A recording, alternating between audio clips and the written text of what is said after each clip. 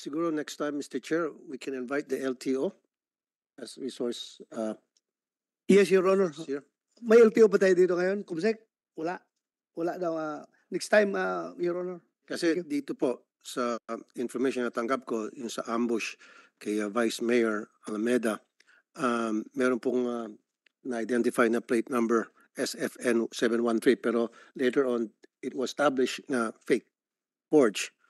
So ito yung sinasabi ko noong pa man, itong mga checkpoint na inilatag ng mga pulis natin, inutil, parang chine-checkpoint lang yung mga motor. Pero yung mga four-wheel vehicles, hindi dumadaan sa checkpoint. Kaya ito, isa sa mga resulta. Now, pangalawa, it's about time, total implementation para sa akin, Mr. Chair, yung paglalagay ng QR code sa lahat ng mga sasakyan o RFID.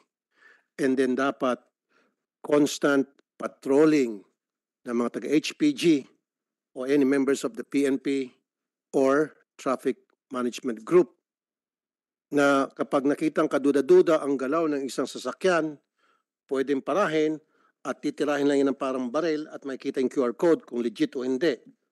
Pag walang QR code at nakitang hindi legit, then tatawag ng backup, may stop yung paglaganap ng anumang klaseng krimen. It's just a matter of police presence, police patrolling the community. Kuminsan kasi, unfortunately, this is a sad story. And I have to tell you, nakikita ko po yung mga police mobile car na naka-station lamang sa isang lugar at umiilaw-ilaw. Pinagtatawanan lang po yan ng mga kriminal. Nagpapakita lang po na tamad po yung mga pulis natin, naka-standby lang sa isang 7-Eleven, sa isang gas station, and wag ka, pagpupuntahan mo, tulog. O dili kaya wala doon, nagmimerenda kung saan-saan, buti na lang hindi kinakarnap yung sasakyan. Dapat ang mobile car ay nagpapatrolya, constant, continuous, at naghahanap ng mga kaduda-duda, mga kilos at galaw ng mga tao sa komunidad. Kasi kung ginagawa lang po ng ating kapulisan doon sa probinsya na kung saan napaslang si Vice Mayor Alameda, baka nahuli itong mga culprits. It's about time, siguro yung ating kapulisan, gawin nila yung trabaho nila, palagi nagpapatrol, and then LTO, yung QR code or RFID should be fully implemented na. And lastly, ito pong si spokesperson ng PNP Colonel Jean Fajardo,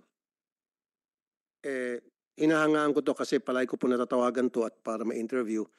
Pero ito recently, agad-agad nagsabi na siya, she made a clarification as no member of the PNP was involved in the said ambush. How can she say? So next time, siguro pakisabi Mr. Chair dito sa spokesperson ng PNP, huwag niyang basta-basta ibubukas ang kanyang bunganga unless kung talagang very sure siya with definite certainty, with pieces of evidence, concrete evidence, na talaga hindi involved ang PNP dahil identified na talaga yung mga perpetrators. Yun na po muna, Mr. Chair. Salamat po.